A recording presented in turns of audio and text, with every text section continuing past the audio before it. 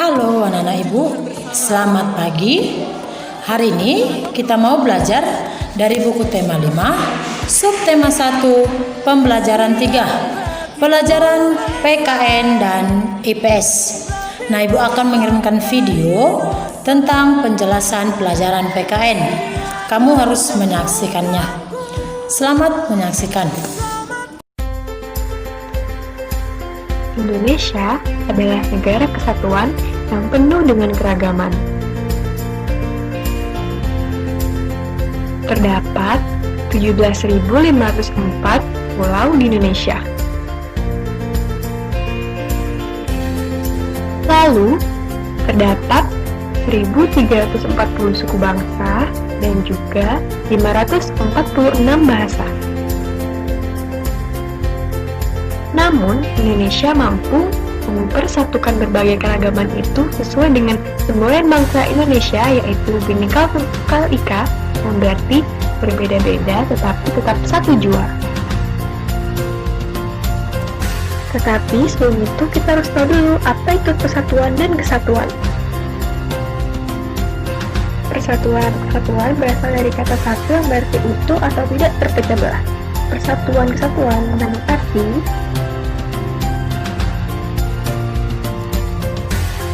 terdapat 3 makna penting tentang persatuan dan kesatuan. Apa sih? Yang pertama, rasa persatuan dan kesatuan. Dengan cara apa? Tentu dengan cara menjalin rasa kebersamaan dan saling menghargai antara satu dengan yang lain. Yang kedua, menjalin rasa kemanusiaan dengan cara meningkatkan antara serta rasa harmonis untuk hidup berdampingan. Yang ketiga, memiliki rasa persahabatan dan kekeluargaan dengan cara sikap bahwa menolong antar sesama dan sikap nasionalisme.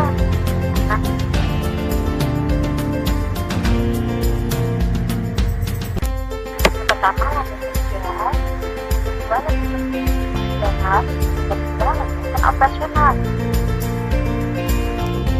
Ya, seperti yang kita ketahui, sumber dan segala kita adalah Pancasila. Dasar dan Pancasila telah ketiga, yaitu persatuan Indonesia. Yang kedua, landasan konstitusional. Nah, kalau landasan konstitusional itu berasal dari Konstitusi Konstitusi dan yang pertama itu pembukaan alinea keempat. Dia dari dalam pasal-pasal nomor 45.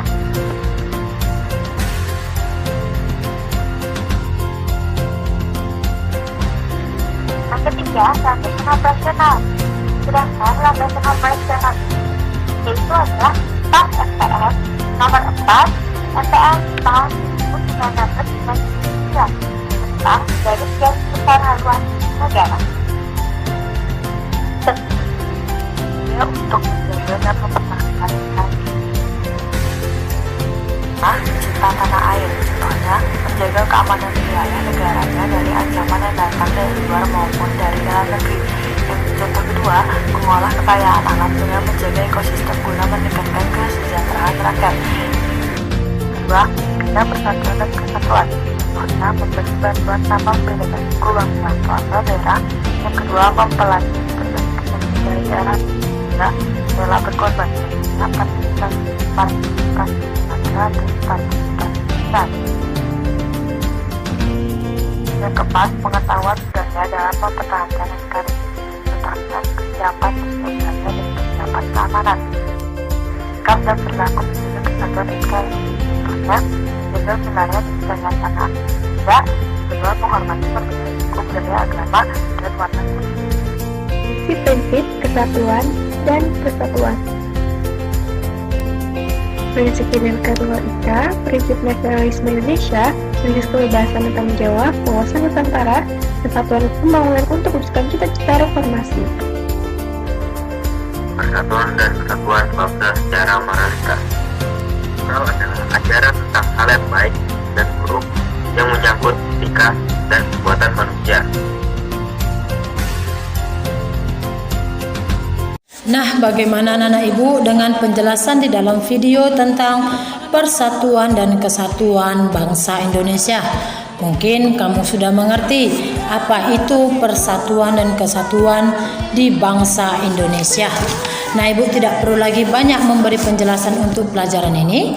Hanya ibu mau memberikan kamu tugas yang ibu ambil dari buku paket kita, buku tema 5, subtema 1, pembelajaran 3, pada halaman 12. Nah, kamu lihat di situ pada halaman 12 ada pertanyaan dari 1 sampai 3. Nah, dari pertanyaan itu kamu jawab.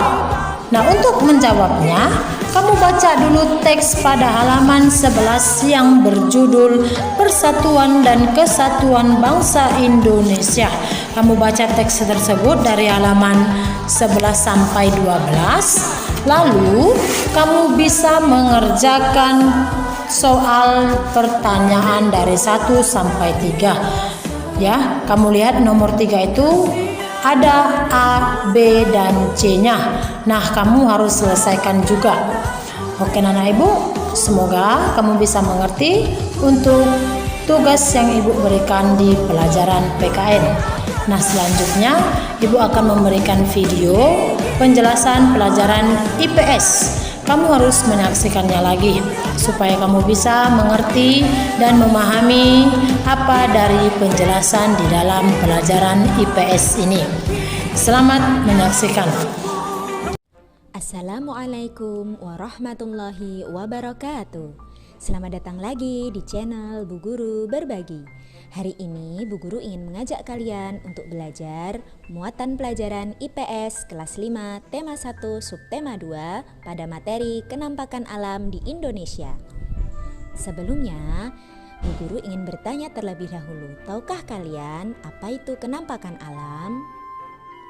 Kenampakan alam adalah segala sesuatu yang nampak di permukaan bumi, terbentuk secara alami tanpa campur tangan manusia. Dan tahukah kalian bahwa kenampakan alam pada bentang alam di Indonesia adalah salah satu yang terlengkap di dunia? Masya Allah, kita cari tahu yuk apa saja kenampakan alam di Indonesia. Kenampakan alam di Indonesia ada 2 macam, yaitu daratan dan perairan. Untuk wilayah daratan ada kenampakan alam, jenisnya dataran rendah, dataran tinggi, padang rumput, pegunungan, gunung, pantai, dan tanjung. Sedangkan pada perairan ada sungai, danau, laut, selat, dan teluk. Dataran rendah adalah dataran luas yang memiliki ketinggian di antara 0 sampai 200 meter di atas permukaan laut. Contoh dataran rendah di Indonesia adalah dataran rendah Surakarta di Jawa Tengah, dataran rendah Madiun di Jawa Timur, dan dataran rendah Melaboh di Sumatera. Berikutnya adalah dataran tinggi, yaitu dataran luas yang terletak pada ketinggian lebih dari 700 meter di atas permukaan laut. Contohnya ada dataran tinggi Dieng di Jawa Tengah, dataran tinggi Tengger di Jawa Timur, dan sebagainya. Berikutnya yaitu pegunungan. Pegunungan adalah kumpulan dari beberapa gunung yang memanjang dan menyambung. Di Indonesia ada pegunungan yang terkenal, yaitu Pegunungan Bukit Barisan di Sumatera dan Pegunungan Jayawijaya di Papua. Lalu, apa itu gunung? Gunung adalah hamparan tanah yang lebih tinggi daripada daerah sekitarnya dengan ketinggian ribuan meter di atas permukaan laut. Gunung ini ada 2 jenis, yaitu gunung berapi dan gunung mati. Contohnya di Indonesia ada Gunung Merapi, Gunung Krakatau, dan sebagainya. Kenampakan alam berikutnya adalah padang rumput. Padang rumput yaitu kawasan tanah yang luas ditumbuhi rumput dan semak perdu atau semak-semak yang tingginya kurang dari 5 meter. Di Indonesia, contohnya ada Padang Mangateh di Payakumbuh, Sumatera Barat. Kemudian savana Oro-Oro Ombo di Gunung Semeru, dan savana di Taman Nasional Komodo, Nusa Tenggara Timur. Yang kalian tahu, padang rumput itu sama dengan savana.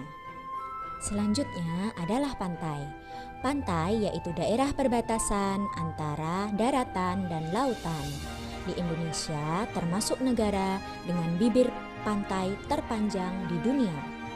Contohnya ada Pantai Parangtritis yaitu di Yogyakarta, Pantai Kuta di Bali, dan Pantai Ancol di Jakarta. Masih banyak lagi pantai-pantai di Indonesia. Berikutnya adalah tanjung.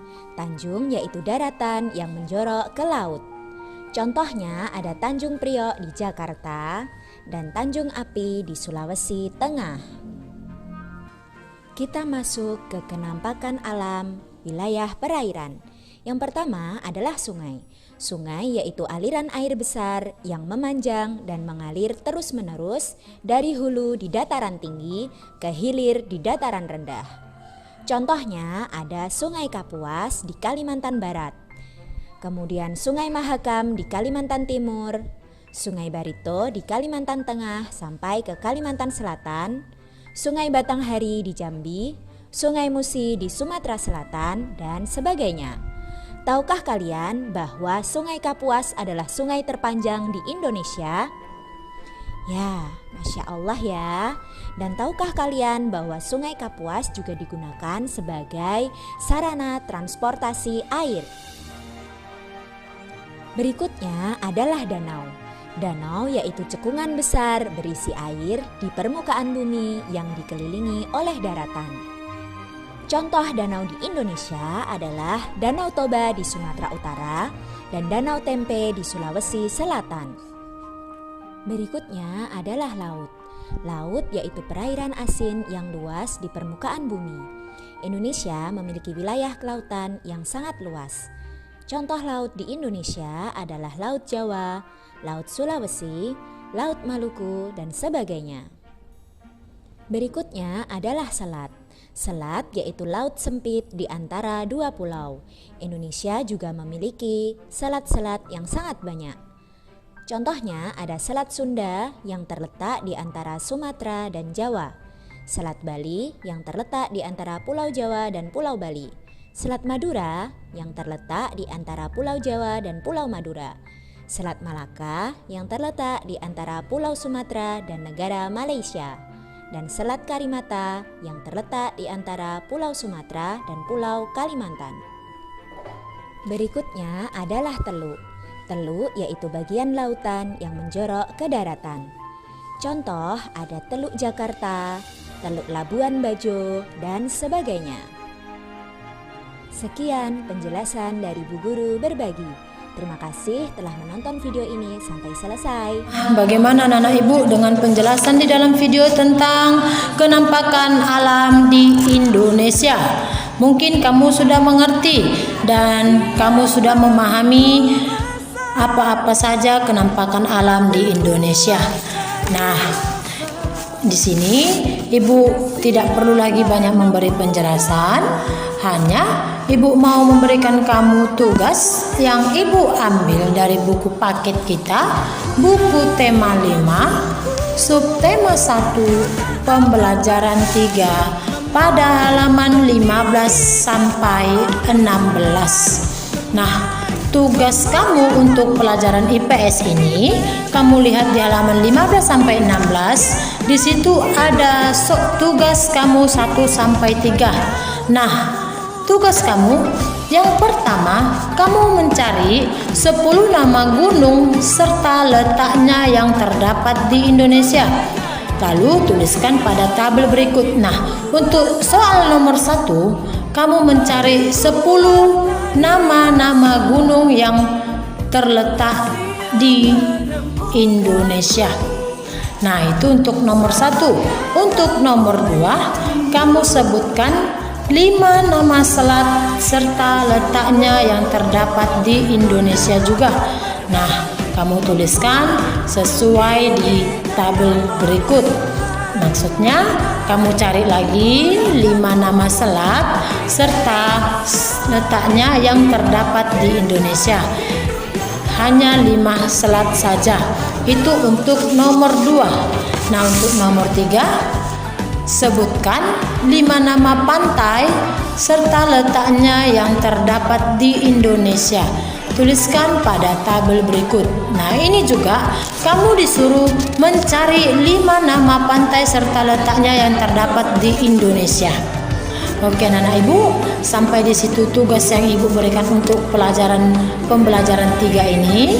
Semoga kamu bisa mengerti dan memahami apa yang ibu berikan tugas untuk pembelajaran 3. Tetap semangat belajar di rumah, jaga kesehatan. Terima kasih.